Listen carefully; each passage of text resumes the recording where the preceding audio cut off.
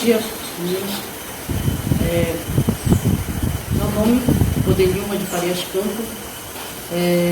A minha formação é pedagoga, na pedagogia, fui formada pela Universidade Federal do Pará. De direção de escola eu tenho 12 anos.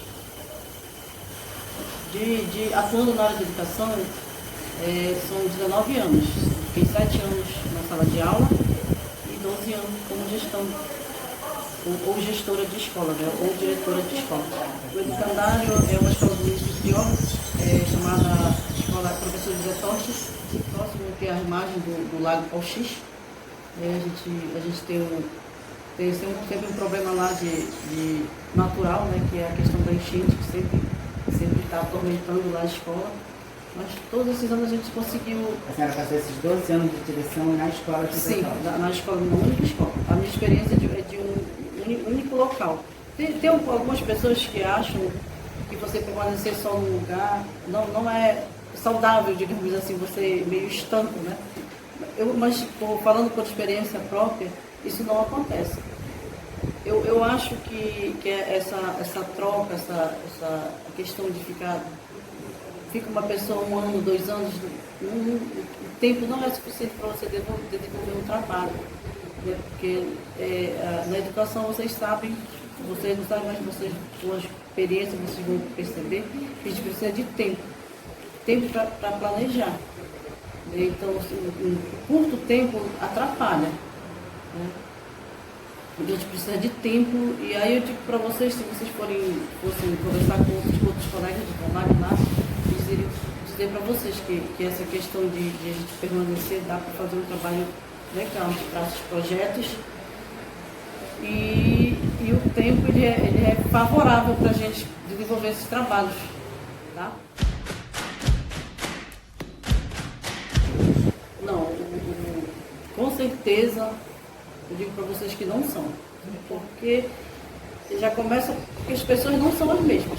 Consequentemente, os alunos não são os mesmos, né? Então vai mudando. Então, como o mundo está numa constante dinâmica, e isso também na educação isso fica muito claro.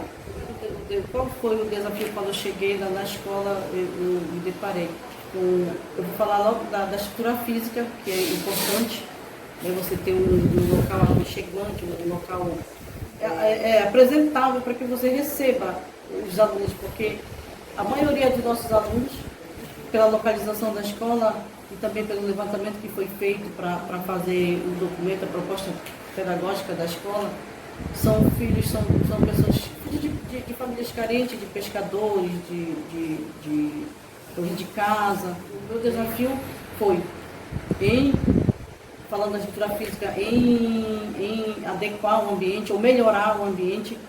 Claro que isso não foi sozinha, né? Tive que pedir ajuda de quem é de competência, que é o poder público. Né? Então eles foram lá, reconheceram que precisava. Aí, ainda para agravar mais a situação, em 2009, que foi quando teve aquela enchente muito grande, né? Que assolou aqui a nossa região. Então a escola, como eu falei antes, fica lá à margem do Lago Pauxix ali, foi totalmente invadida pelas águas. Né? Então parou a aula lá uns 2 meses. Tivemos que retornar em julho, quando todo mundo está de fora, nós retornamos em julho. E juntamente com o poder público, quando foi em 2010, início de 2010, a escola sofreu uma reforma. Então, onde ela foi levantar um piso 1 metro acima da enchente do que tinha ido para o fundo, né? Foi feito esse trabalho lá, onde ficou bom, digamos que ficou bom. A partir daí nunca mais ela foi acometida pelas enchentes. A enchente vem e vai, ela está tranquila lá.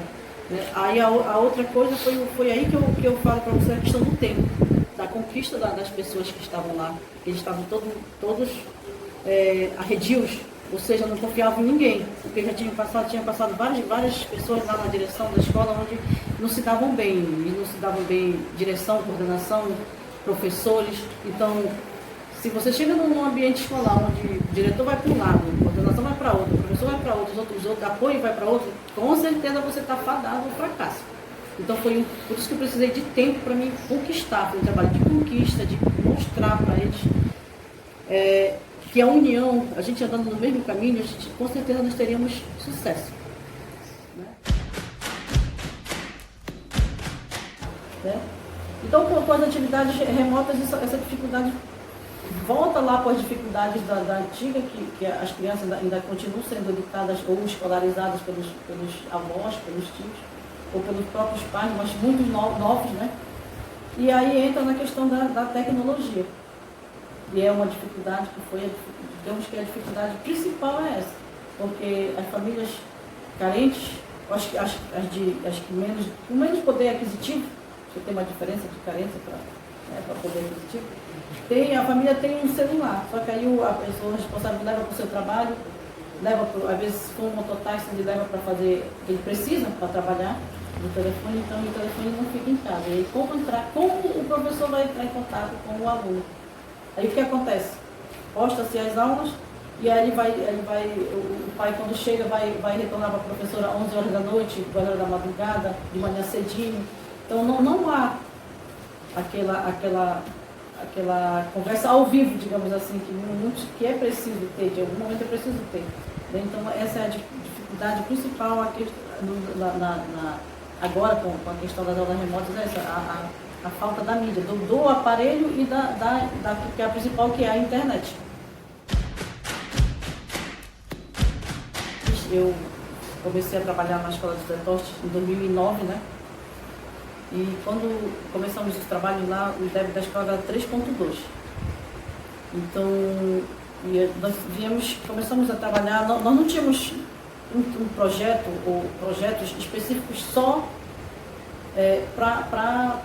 focado especificamente no IDEB. Não, o projeto era de modo geral, da nossa proposta pedagógica que foi elaborada lá juntamente com a comunidade, qual era a nossa filosofia ou a nossa visão lá, nós queremos que a escola se tornasse referência no município de Óbidos.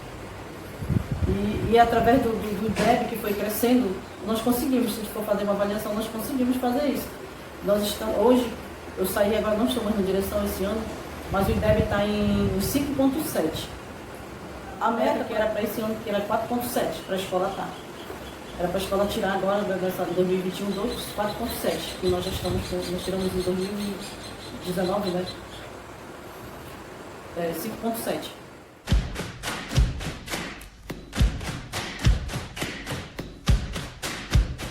Não, eu tenho certeza que a minha postura seria a mesma, porque o poder público, eles indicam a gestão, mas eu fiz parte de quatro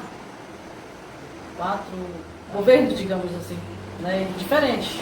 Não foram as mesmas pessoas, o mesmo prefeito, digamos assim.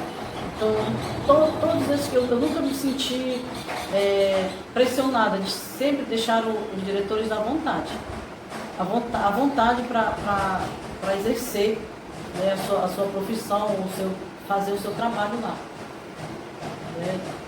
Claro que a gente tem que ter uma responsabilidade muito grande, né? Eu sempre falo que a gente não pode brincar de ser professor, brincar de educação, brincar de ser diretor. Então eu tinha essa responsabilidade como indicação e também teria a mesma responsabilidade como se fosse eleição. Eu não concordo com a questão da eleição simplesmente por causa do tempo, porque numa eleição você tem um prazo, né, de mandato, você tem um prazo, mesmo se você for se candidatar à reeleição, mesmo assim para a direção de escola geralmente é 3 anos, 2 anos, aí se você for para a reeleição ganhar vai ser 4 anos, digamos assim. Aí é isso que eu falo para vocês, que a questão do tempo é muito importante, a gente tem tempo para executar os projetos, porque eles não são, você não vai ver os resultados a curto prazo, então você precisa de mais um pouco de tempo para fazer isso. Sim, eu falei do Mário Sérgio, que ele é da atualidade, agora da contemporaneidade, ele é uma diferença.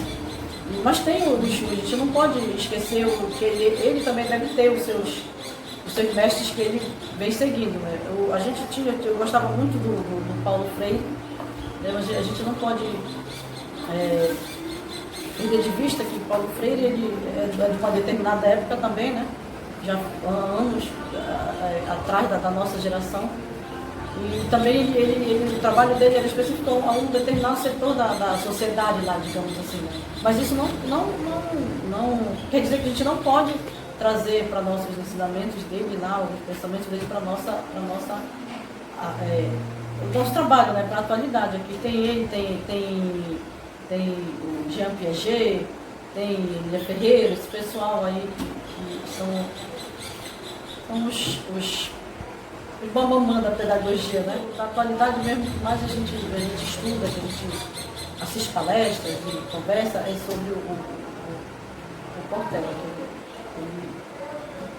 Digamos que ele dá uma pincelada sobre qualquer assunto, né? Ele sempre tem uma palavra boa, uma sugestão, uma coisa, algo bom para falar sobre essas questões. A questão da pandemia, que eu já assisti algumas palestras dele que ele fala, né, que não está sendo fácil para ninguém. Eu acho que teria uma grande dificuldade, porque ele saiu antes de começar, então ele só está nas palestras e escrevendo os livros. Mas é um grande educador, um grande professor, né, um grande filósofo.